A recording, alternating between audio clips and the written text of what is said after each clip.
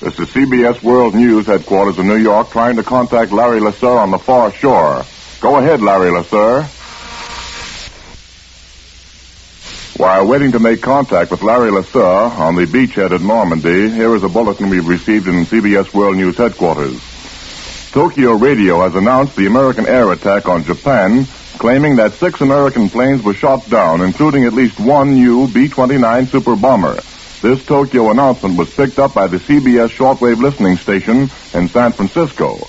The Tokyo broadcast went on to say that the American raiders appeared over northern Kyushu at about 1:15 Friday morning. Tokyo named one of the principal targets as the city of Yawata, situated on a narrow strait across from the great Japanese naval base of Shimonoseki. Once again, we will try to make contact with Larry Lasser. Go ahead, Larry Lasser.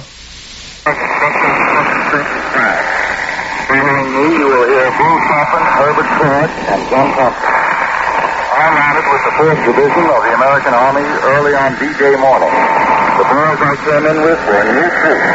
That is, they were new until they made their first contact with the Germans in the green hillsides that flank the yellow sandy beach. In little more than a week, I've seen these young American troops grow into men and veterans.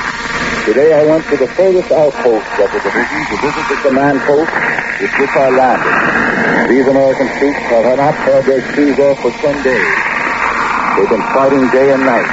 Some of them haven't shaven for that long. Their voices have less life in them now than they did the day we landed. But one and all now, they're men, fighting men. They've met the Germans and found out that their greatest fear was the fear of the unknown. And they've discovered that they are better men than the enemy.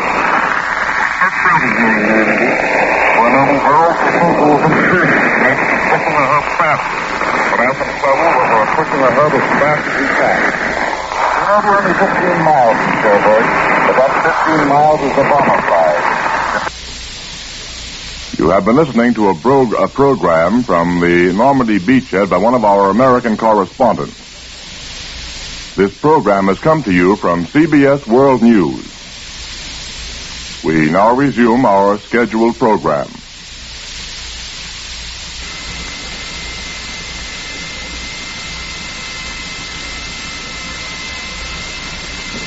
Roma Wines presents Suspense.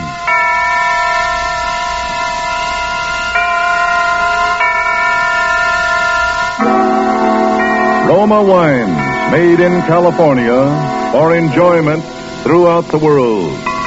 Salud. Your health, senor. Roma Wines toast the world. The wine for your table is Roma Wine, made in California for enjoyment throughout the world. The Roma Wine Company of Fresno, California, welcomes you again to this weekly half hour of Suspense. Tonight from Hollywood, Roma Wines bring you as stars Miss Geraldine Fitzgerald and Mr. Richard Wharf. Miss Fitzgerald and Mr. Wharf are with us to play in an unusual tale by the unusual James Ferber, called A Friend to Alexander. But before we raise the curtain on tonight's tale of suspense, let's take a little journey. A journey in fancy to lovely Bermuda. On the sun-drenched terrace of the Coral Beach and Tennis Club, an American guest raises a toast to the beauty of this enchanting paradise. As the glasses clink, his Bermudan host replies, "I am touched by your gracious compliments, and proud that these beauties are ours. But you, too, have much to be proud of. Like this wine, it is so superb, so perfect, we willingly assume extra expense to import it from your California, for this is your own Roma wine." Yes, it is. The same Roma wines we Americans take for granted are prized luxuries in far-off lands, treasured and saved for special occasions. How lucky that you can enjoy the subtle bouquet and exquisite flavor of famed Roma wines as an inexpensive, everyday delight. For, unlike wine lovers in other lands, you enjoy Roma wines without high import duties, without extra shipping costs. Actually, at only pennies a glass. No wonder that Roma wines are by far America's largest selling wines. Enjoyed in millions of homes, produced with a combination of age-old winemaking skill and modern scientific quality control that make each thrilling sip perfection. For uniformly fine wine at reasonable cost, do what millions of others do. Ask for R-O-M-A, Roma wines, made in California, for enjoyment throughout the world. And now with James Thurber's poignant and strange story, and with the performance of Richard Wharf as the man who was a friend to Alexander, and of Geraldine Fitzgerald as his wife Bess, who relates these events to us. We again hope to keep you in suspense.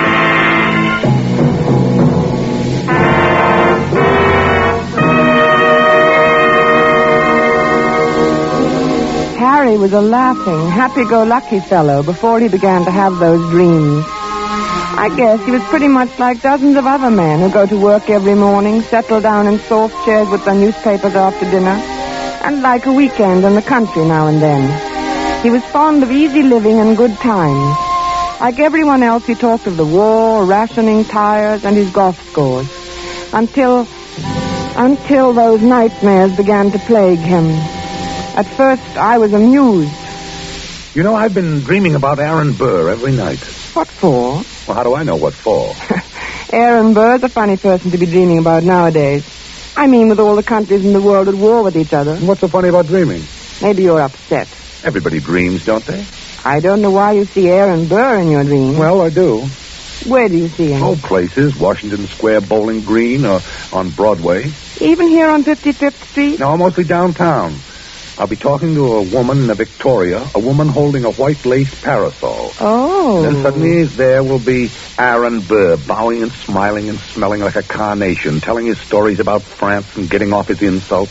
Who is the woman in the Victoria? Huh? The woman. Who is she? Oh, how do I know? You know about people in dreams, don't you? They're nobody at all or everybody. But you see Aaron Burr plainly enough, though. I mean, he isn't anybody or nobody or everybody. Oh, well, maybe I don't know who the woman is. Maybe it's Madame Jumel or Mittens Willett or a girl I went to high school with. Who's Mittens Willett? Well, she was a famous New York actress in her day, 50 years ago or so.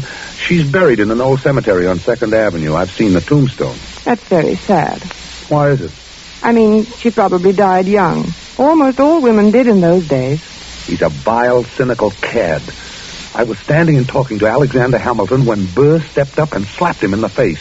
When I looked at Hamilton, who do you suppose he was? I don't know. Who? My brother Walter, the one I told you about.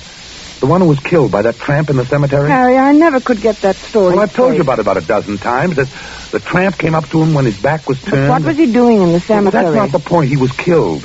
That's what's important. I loved him very much. I don't understand what anyone... What's the use of telling you? Every time I start mentioning it, you ask the same question.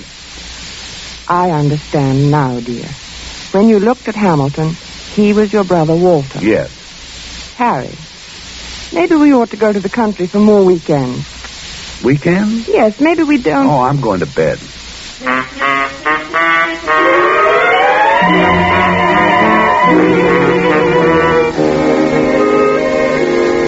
For a time that evening, I worried about Harry. Not about his dream. Why shouldn't he dream? But I wondered about his health. He looked so unlike himself. I was glad when he went to bed. A good night's sleep was just what he needed, I thought. Sleep. How could I know? The next morning, we were quietly eating our grapefruit when Harry flung down his spoon. I wish he'd go back to France and stay there. Him and his la-la. Who, dear? Oh, you mean Aaron Burr. Did you dream about him again? Yes, and he said la-la to me. Why should he say la-la? Look, I was at the tavern and we were drinking ale. I said something funny. I don't remember what it was. Something amusing about what Ben Franklin had said to Washington once. It was one of those things, you know. No, I don't. Have some more coffee, dear. No, I don't want any more coffee. I made this remark and everyone laughed. Everyone but Burr, that is. He sort of sniffed and then he said la-la. Well, why not? I mean, is there anything wrong about him saying la-la? Well, it's the way he said it. He was sneering at me. They all noticed it. Who, dear? Who noticed it? The others, all of them, and Hamilton. I was there with Hamilton. It was swell until Burr came in, Aaron Burr. I don't see why you dream about him all the time. Don't you think you ought to take some luminol? I'm not sick, I tell you. I know what I'm dreaming. I just thought, well, it's always Burr, and that seems odd. Why? Why shouldn't I dream about Burr if I want to? But you don't want to. No, but I can't help it. Everywhere I go with Alexander, sooner or later Burr shows up and he makes those nasty remarks. Last night he elbowed Alexander out of his way. He did it deliberately. Alexander? Hamilton. Oh, Alexander Hamilton. Yes, goodness knows I'm familiar enough with him by this time to call him by his first name. You know, we might go to the Old Drovers Inn this weekend. You like it there. Hamilton has become not only my brother Walter, but practically every other guy I've ever liked. Don't you like the Old Drovers Inn anymore? Isn't it natural that Hamilton should represent my brother and guys I like? Well, that's natural, isn't it? Yes, I suppose it is. Then why are you looking at me like that? You know, dear, I wish you'd go and see Dr. Fox. But I don't want to go and see Dr. Fox. I want Aaron Burr to stop sneering at me. And my clothes. He looks at me and his lip curls up and he says, La, Mr. Andrews, what odd taste you have. I wish you'd go and see Dr. Fox. I'm going to the zoo and feed popcorn to the rhinoceros. That makes things seem right. For a little while, anyway.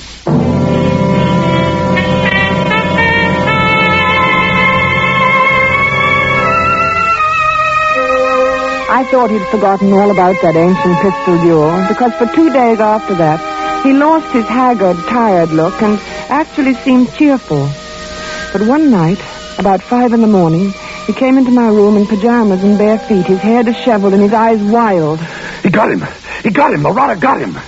Alexander fired in the air and smiled at him, just like Walter must have smiled. Like Walter?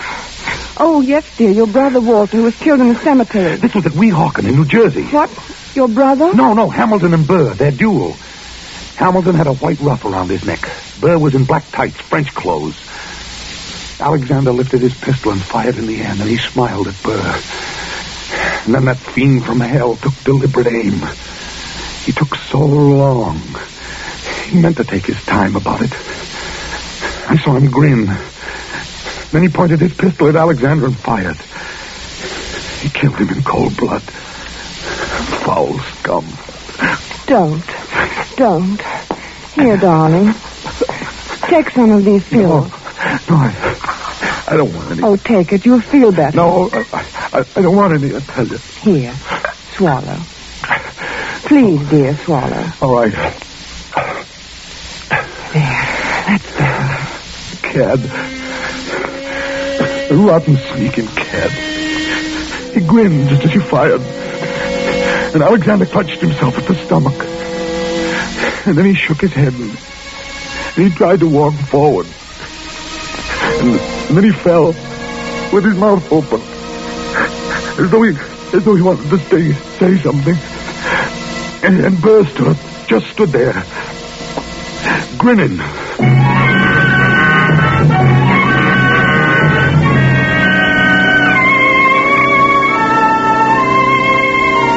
I finally got him to see Dr. Fox, and he said Harry was fine, heart perfect, everything. But Aaron Burr did not lead my husband to sweeter or more peaceful dreams. Harry said nothing about it for several mornings, but I could tell he was still being tortured by these ghosts. He brooded over his breakfast. He didn't answer me when I spoke to him. What was that? Only my butter knife, dear. Oh. Harry, are you still dreaming about that man? I wish I hadn't told you about it. Forget it, will you? I can't forget it with you going on this way. Can't you forget I mentioned it? What does he do now? He goes around bragging that he did it with his eyes closed. He says he didn't even look. Didn't look when? When he killed Alexander in the duel. Well, what does... He claims that he can hit the ace of spades at 30 paces blindfolded. Furthermore, since you asked what he does now, he jostles me at parties now. I think you should stay out of this, Harry. It wasn't any business of yours anyway, and it happened so long ago. I'm not getting into anything. It's getting into me. Can't you see that? I see that we've got to get you away from here. Maybe if you slept someplace else for a few nights, you wouldn't dream about him anymore. I don't know. Oh, let's go to the country tomorrow. We'll stay at Lime Rock Lodge. Beth, Why can't we visit the Crowleys? They live in the country. All right, fine. Bob has a pistol. We could do a little target shooting. What do you want a pistol for? Plenty of open space. I'd think you'd want to get away from shooting. Yes. Yes, sure, dear, sure.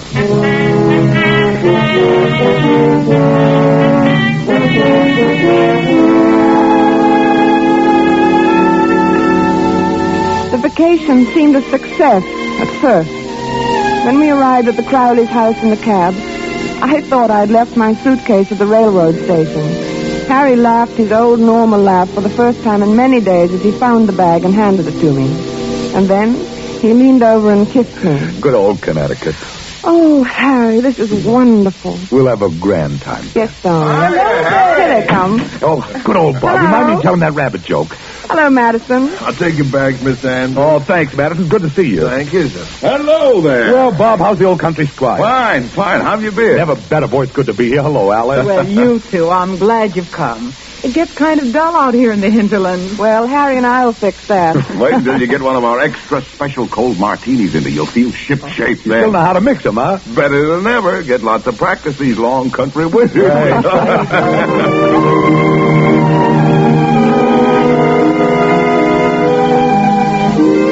was grand, seeing Harry's face relaxed and smiling over his cocktail glass. When I went to bed that night, I felt that at last that nasty old business of the dream was over. And I was happy. But when I awoke the next morning, I saw my husband lying rigid on his back, staring at the ceiling. One Henry Andrews, architect.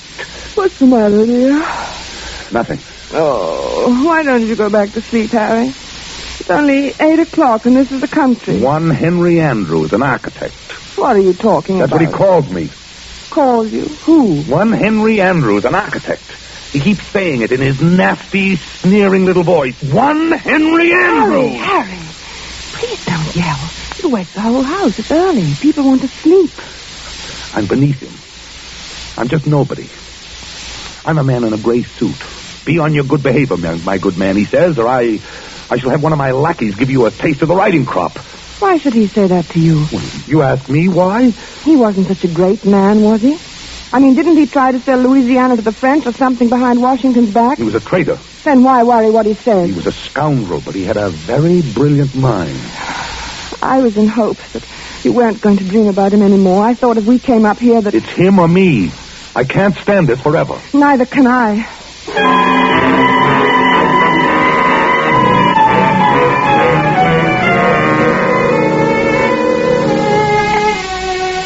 As I had expected, Harry spent most of the afternoon with Bob shooting at targets. At first, they just aimed at the paper squares. It all seemed to be good-natured and in fun. After a while, Harry stood with his back to the dead tree trunk on which the targets were nailed. Then, he walked 30 paces ahead in a stiff-legged manner, and his face was set in stern lines. His revolver was at arm's length above his head, when he turned suddenly and fired. Bob dropped to the ground, scared. What's the big idea, Harry? But Harry didn't answer. He started to walk back to that dead tree trunk again. Oh, I get it. Then, with his back to the target, he began marking off the 30 paces. Bob called to him. I think they kept their arms hanging straight on. I don't think they stuck them up in the air. But my husband continued to count off. At the 30th step, he lowered his arm, wheeled about suddenly, and fired from his hip. Hey, what are you doing? 2 of the shots missed the tree, but the last one... Hey, watch out! Like a mechanical man or someone in a trance, Harry began to walk back to the tree again without a word, his lips tight, his eyes bright, his breathing coming fast. Look, it's my turn, Bob. But Harry about-faced and stalked on. This time, when he fired, his eyes were closed. Poor Bob didn't know what to make of this strange behavior. Good heavens, man. Give me that gun, will you? Without a protest, Harry let him take it. For the first time, he spoke. I need a lot more practice, I guess. Well, not with me standing around. Come on, let's get back to the house and shake up a drink. I got the jumps. I need a lot more practice.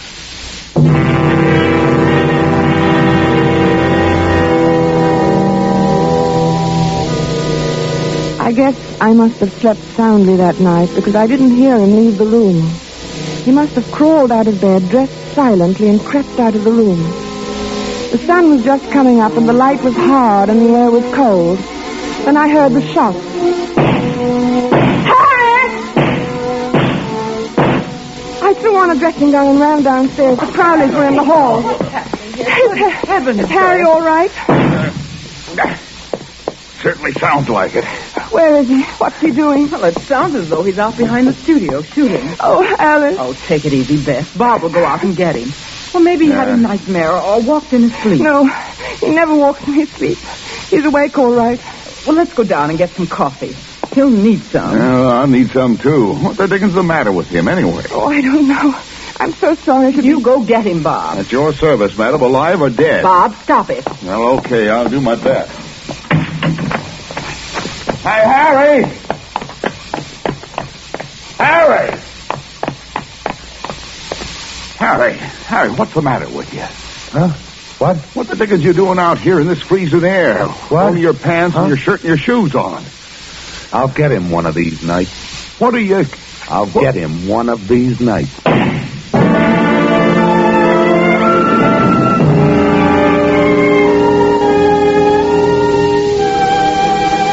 By this time, I was really frightened. When we returned to the city, Harry was the picture of gloom. Our first night back. I looked at him as he lay on the chaise lounge in my bedroom in his blue dressing gown, smoking a cigarette. He was haggard and tired, and he kept biting his lower lip. I mixed a scotch and water nightcap for him. No, thanks. No liquor.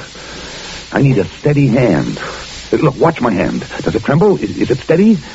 Yes, very. That's good. That's very good. You need a steady hand, you know. For what, dear? Oh, things. Harry, will you sleep in my room tonight? No. You'll keep shaking me all night to keep me awake. You're afraid to let me meet him. Are you still on that? Why do you think everybody's better than I am? I can outshoot him the best day he ever had. Of course, dear. In the waistcoat, right next to the middle button. He has 3 big pearl buttons on his waistcoat. Came from France. Why don't you dream about somebody else? Anybody else, You'd like please. that. You'd like that, wouldn't you? You'd like to have me dream about somebody who wouldn't hurt a fly. Somebody like that because you knew I'd never get in a duel with him. A duel? You're dreaming of a duel now? Ever since Hamilton died, Burr knows I hate him. It's nearly over now. Harry. It's him or me. I'll get him, the rotter. But Harry... No, I'll get him. I have a modern pistol. He has to use an old-fashioned single-shot muzzle loader. Is that quite fair? Fair? What do I care whether it's fair or not? Was it fair the way he shot Alexander? Was it? Don't be mad with me, Harry. I'm sorry, darling. I'm very unhappy. I'm sorry, darling. And I'm worried. Sick. I'm sorry, darling. Don't cry. Please don't cry. It upsets me when you cry. And you mustn't be upset. I mustn't be upset. I must be very calm and rested. My hand must be steady tonight, especially tonight. I'm so worried, Harry. Oh, don't worry about me. I'll be all right. I'll be fine. My hand is like a rock.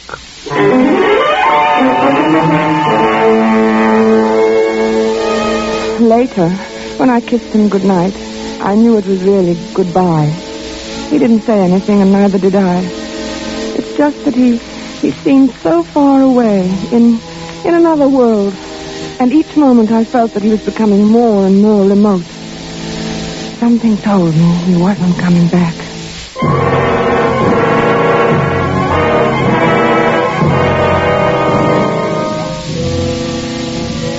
I couldn't sleep.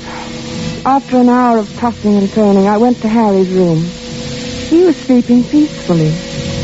I sat down in his chair and watched over him for a long while. Then finally, I must have fallen asleep.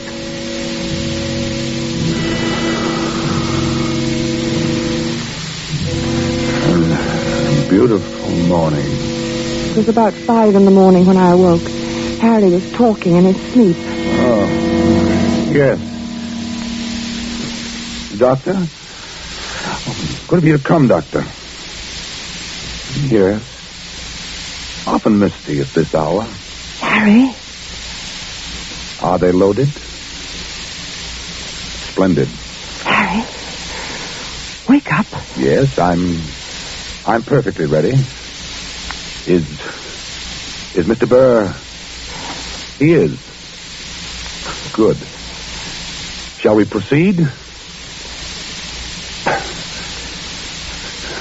No. No, I do not care to make any statement. Wake up. Very well. Harry. I understand it perfectly. 10 paces. Turn and fire at the dropping of the handkerchief. Yes. 10 paces. Harry. Harry. Thank you for acting as my second, Mr. J. It's, of course, extremely good of you. Very well, then. I'm quite ready.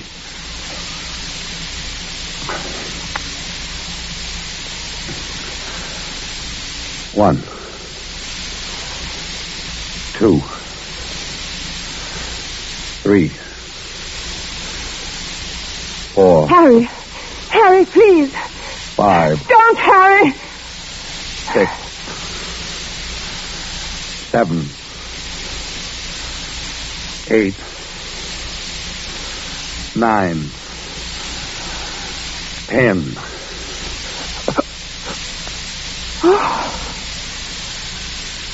Harry. Harry, dear. Harry.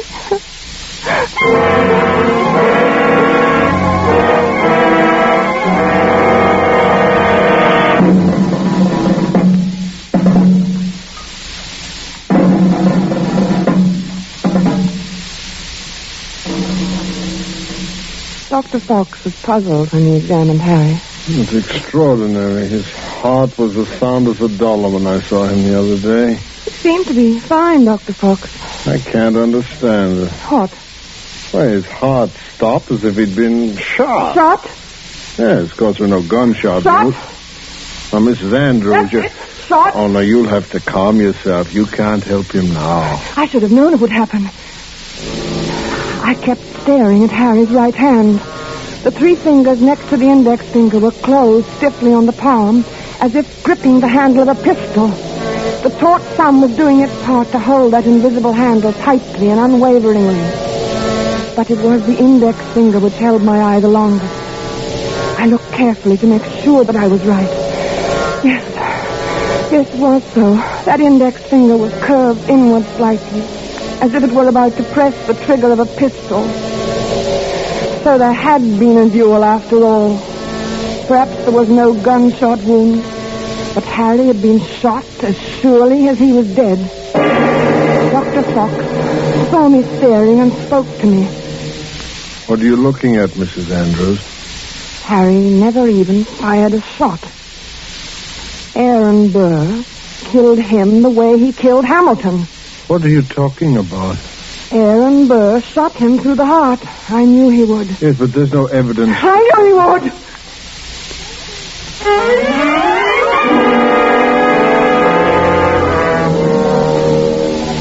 Then Dr. Fox put an arm around me. He looked at me gently and a bit frightened, the way I used to look at Harry when he told me about his dreams.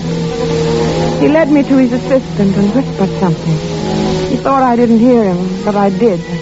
She's crazy. Stark, raving crazy. I let the assistant take me away. Maybe he thought I was crazy, too. But now, I knew. Aaron Burr got Harry. Just as he had killed Hamilton in that old quarrel long ago. I knew he would. I knew he would!